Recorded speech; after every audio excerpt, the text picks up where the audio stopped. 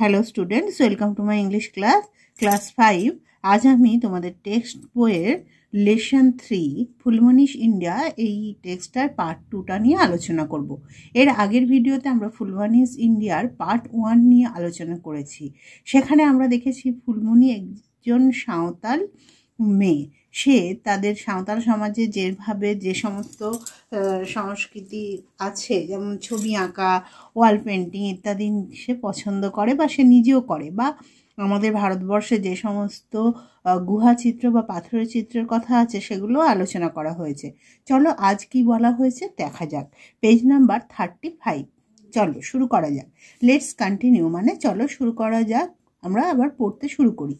Last Sunday, little Fulmoni went to see a jatra with her parents. Last Sunday মানে কি গত রবিবার little Phulmoni ছোট ফুলমনি ওয়েন্ট গিয়েছিল টু সি দেখতে। সি মানে কি দেখা, টু মানে তে। তাহলে এরকম বলেছি, টু থাকলে এই ক্রিয়ার সঙ্গে তে প্রত্যয় যুক্ত হবে। টু সি মানে কি দেখতে। গত রবিবার ছোট ফুলমনি দেখতে গিয়েছিল এ যাত্রা, একটা যাত্রা। উইথ মানে সঙ্গে, কার সঙ্গে? হার পেরেন্টস, তার পেরেন্টস মানে পিতামাতা, অর্থাৎ তার পিতামাতার সঙ্গে ছোট ফুলমনি গত রবিবার একটা যাত্রা দেখতে গিয়েছিল। ফুলমনি ওয়াজ থ্রিলড টু সি দ্য যাত্রা। ফুলমনি ওয়াজ থ্রিল, ফুলমনি থ্রিল মানে রোমাঞ্চিত, ফুলমনি রোমাঞ্চিত হয়েছিল। টু সি, এখানে আবার টু সি মানে দেখে, আমাদেরকে এরকম বলতে হবে, টু সি মানে দেখে। দ্য যাত্রা, যাত্রা দেখে ফুলমনি রোমাঞ্চিত হয়েছিল। The next day, when she narrated the story of the performance to the class, her teacher said that Jatra is actually a kind of folk theatre. বলছে the next day মানে পরের দিন।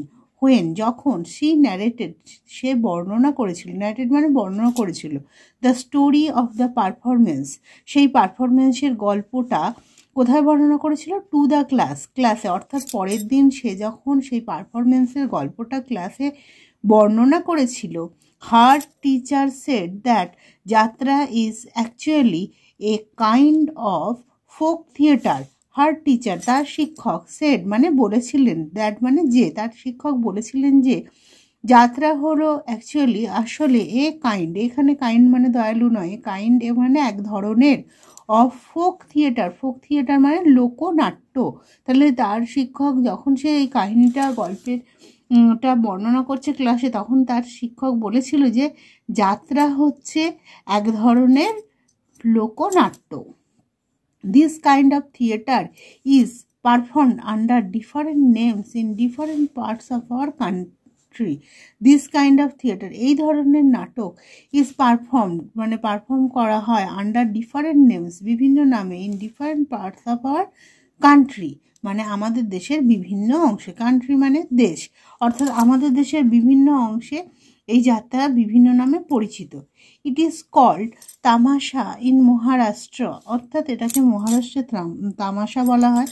নটঙ্কি ইন নর্থ ইন্ডিয়া, উত্তর ভারতে এটাকে নটঙ্কি বলা হয়। And যাত্রা ইন বেঙ্গল এবং ওয়েস্ট বেঙ্গলে পশ্চিমবাংলায় এটাকে যাত্রা বলা হয়। Most of these folk theatres are based on mythological incidents or characters. Most মানে বেশিরভাগটাই, of these folk theatres এই লোকনাটকের বেশিরভাগটাই আর বেস্ট গড়ে উঠেছে কিসের উপর নির্ভর করে? অন মাইথোলজিক্যাল মানে পৌরাণিক, ইনসিডেন্টস মানে ঘটনা, অর ক্যারেক্টার্স মানে চরিত্র, অর্থাৎ বেশিরভাগ এই লোকনাট্যগুলো পৌরাণিক ঘটনা বা কাহিনীর ওপর নির্ভর করে গড়ে উঠেছে। India has a rich heritage of classical dance, বলছে ইন্ডিয়ার একটা রিচ হেরিটেজ মানে খুব সুন্দর ঐতিহ্য আছে কিসের ওপর? অফ ক্লাসিক্যাল ডান্স শাস্ত্রীয় নৃত্যের ওপর। There are many classical dance forms and each deals with some mythological narrative. বলছে there are many classical dance forms বিভিন্ন ধরনের শাস্ত্রীয় নৃত্যের ধারা আছে, এবং ইচ মানে প্রত্যেকটা, ডিলস উইথ সাম মাইথোলজিক্যাল মানে পৌরাণিক, ন্যারেটিভ মানে ঘটনা, এবং প্রত্যেকটাই কোনো না কোনো পৌরাণিক কাহিনীকে বর্ণনা করছে। The dancers wear colourful dresses and dance in harmony with music. এই ডান্সার্সরা মানে নৃত্যশিল্পীরা ওয়ার মানে পরিধান করে বা পরে কি পরে, কালারফুল ড্রেসেস রঙিন পোশাক পরে, অ্যান্ড ডান্স এবং নৃত্য প্রদর্শন করে, নাচে ইন হারমোনি মানে সুরেলা কণ্ঠে বা সুরের সাথে, সুরেলা আওয়াজ, উইথ মিউজিক এবং এই সঙ্গীতের সুরেলা আওয়াজের সঙ্গে বা সঙ্গীতের ছন্দের সাথে সাথে তাল মিলিয়ে এই ডান্সার্সরা নৃত্যশিল্পীরা নৃত্য প্রদর্শন করে।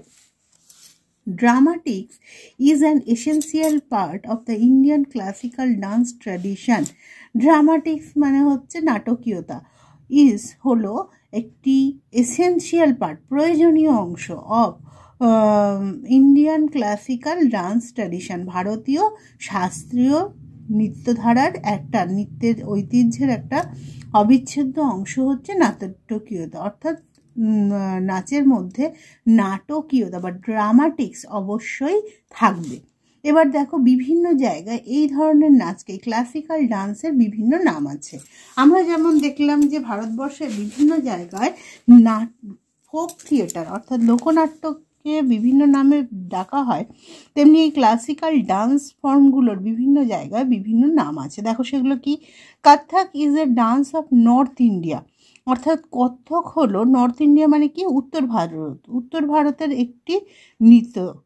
While Bharatanatyam, Mohiniattam, Kuchipudi and Kathakali are all from south India বলছে। আর এই যে ভারতনাট্যম, মোহিনীঅট্টম, কুচিপুড়ি, কথাকলি এগুলো প্রত্যেকটাই কি নাচের নাম, কোথাকার এগুলো, are all from south India এগুলো সবই দক্ষিণ ভারতের।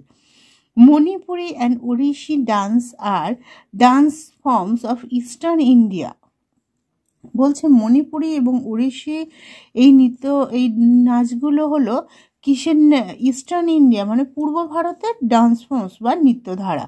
তাহলে মণিপুরি, ওড়িশি এগুলো আবার পূর্ব ভারতের নৃত্যধারা। Such a wide variety of dance forms cannot be found anywhere else in the world. বলছে সাজ মানে এইরূপ, এ ওয়াইড ভ্যারাইটি মানে বিভিন্ন ধরন, অফ ডান্স ফর্মস মানে নাচের নৃত্যধারার এত রকম নৃত্যধারা, ক্যান নট বি ফাউন্ড দেখা যাবে না, এনিহোয়ার আর কোথাও, এনিহোয়ার এলস আর কোথাও দেখা যাবে না, ইন দ্য ওয়ার্ল্ড পৃথিবীতে, অর্থাৎ ভারত একটা দেশ, সেই দেশের সাউথে এক ধরনের ডান্স ফর্মস বা নৃত্যধারা, ইস্টার্ন জোনে মানে পূর্ব ভারতে, ইস্টার্ন ইন্ডিয়াতে এক ধরনের নৃত্যধারা, এইরকম এত ভ্যারাইটি অফ ডান্স ফর্মস, এত ধরনের নৃত্যধারা পৃথিবীর আর কোনো দেশে কিন্তু দেখা যাবে না। Dance and music have always been integral to the Indian culture. Dance মানে নৃত্য, অ্যান্ড মিউজিক মানে সঙ্গীত, হ্যাভ অলওয়েজ বিন ইন্টিগ্রাল মানে হচ্ছে অবিচ্ছেদ্য, টু দ্য ইন্ডিয়ান কালচার, অর্থাৎ ভারতীয় কালচার মানে সংস্কৃতি। নৃত্য এবং সঙ্গীত ভারতীয় সংস্কৃতির একটা সর্বদাই, অলওয়েজ মানে সর্বদাই একটা অবিচ্ছেদ্য অংশ হয়ে এসছে। তাহলে নৃত্য এবং সঙ্গীত ভারতীয় সংস্কৃতির একটা অবিচ্ছেদ্য অংশ হয়ে এসছে সর্বদাই। Phulmoni has a sweet voice, ফুলমণির একটা মিষ্টি কণ্ঠস্বর আছে। She believes that she can sing in harmony with musical instruments like sitar, tabla, saringi, drum and so on. বলছে she believes, সে বিশ্বাস করে যে she can sing, সে গান গাইতে পারে, সে বিশ্বাস করে মানে ফুলমণি বিশ্বাস করে যে সে গান গাইতে পারে in harmony with musical instruments, অর্থাৎ মিউজিক্যাল ইনস্ট্রুমেন্ট মানে সঙ্গীতের যে ইনস্ট্রুমেন্ট মানে বাদ্যযন্ত্র, মিউজিক্যাল ইনস্ট্রুমেন্টকে পুরোভাবে আমরা বাদ্যযন্ত্র বলতে পারি। বাদ্যযন্ত্রের ছন্দে বাদ্যযন্ত্রের সুরের সঙ্গে সুর মিলিয়ে সে নাচতে পারে, সে এটা বিশ্বাস করে। কি ধরনের বাদ্যযন্ত্র, লাইক, এখানে লাইক মানে মতো, যেমন sitar, tabla, sarangi, drum and so on, অর্থাৎ সিতার, তবলা, সারেঙ্গি, ড্রাম এইরকম সমস্ত বাদ্যযন্ত্রের সুরের সাথে সে নাচতে পারে। Phulmoni came to know that the Indian kings and rulers patronized classical music and dance in their courts. Phulmoni came to know মানে জানতে পারা, ফুলমণি জানতে পেরেছিল যে দ্য ইন্ডিয়ান কিংস মানে ভারতীয় রাজারা অ্যান্ড রুলার্স মানে শাসকরা প্যাট্রোনাইজড মানে পৃষ্ঠপোষকতা করত ক্লাসিক্যাল মিউজিক অ্যান্ড ডান্স মানে শাস্ত্রীয় সঙ্গীত এবং নৃত্যের ইন দেয়ার কোর্টস মানে এখানে সভা।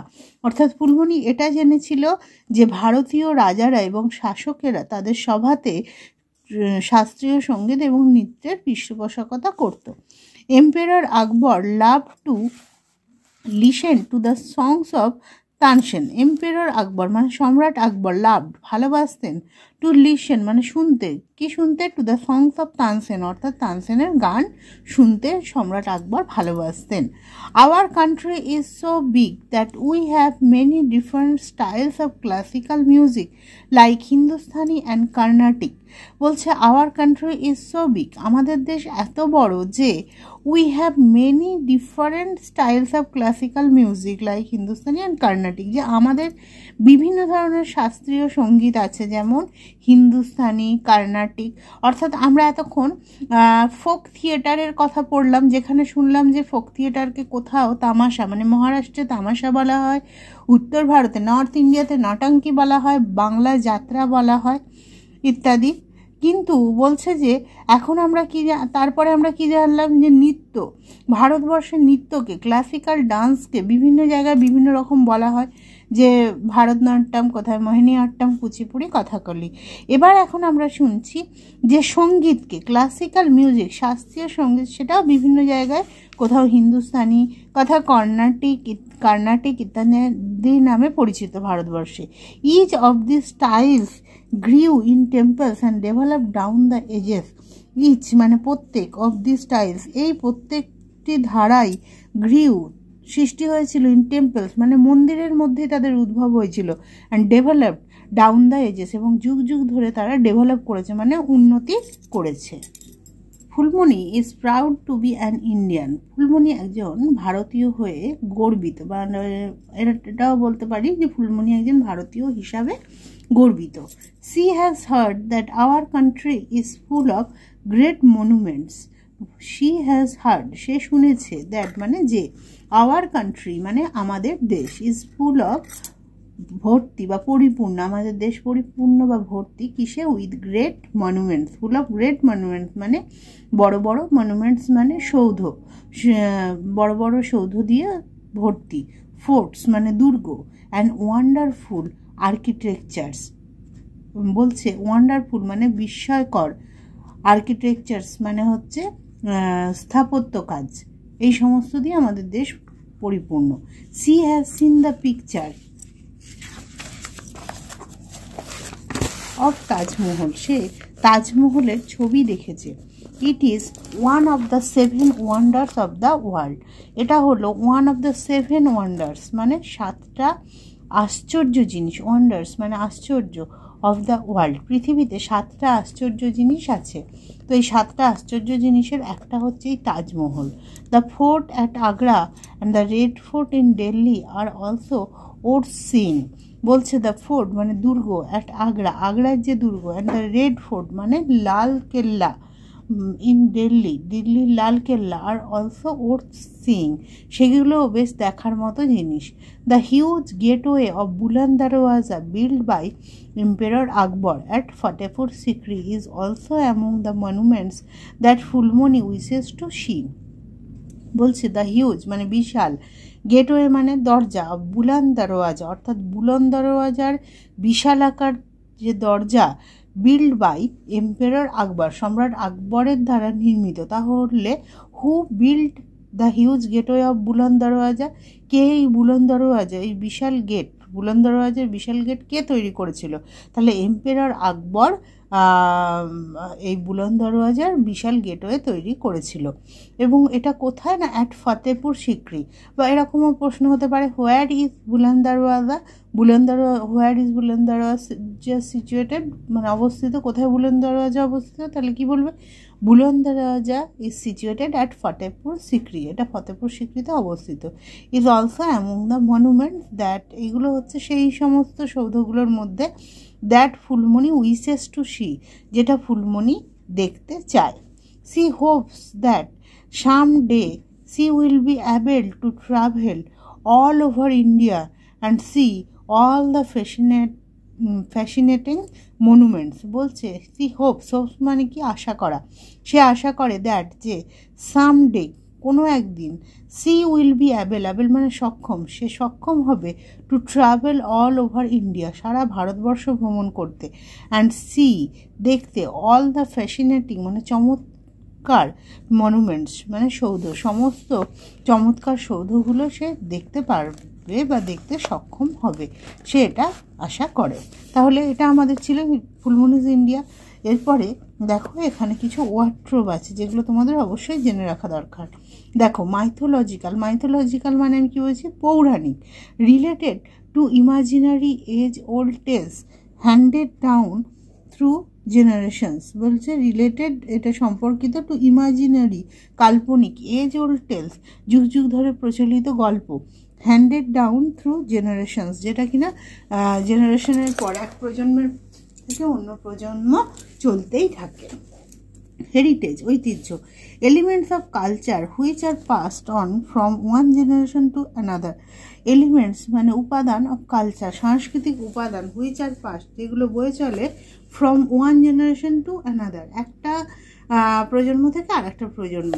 হারমোনি ছন্দ, ম্যাচিং ইন রিদিম ছন্দের সাথে মিলিয়ে।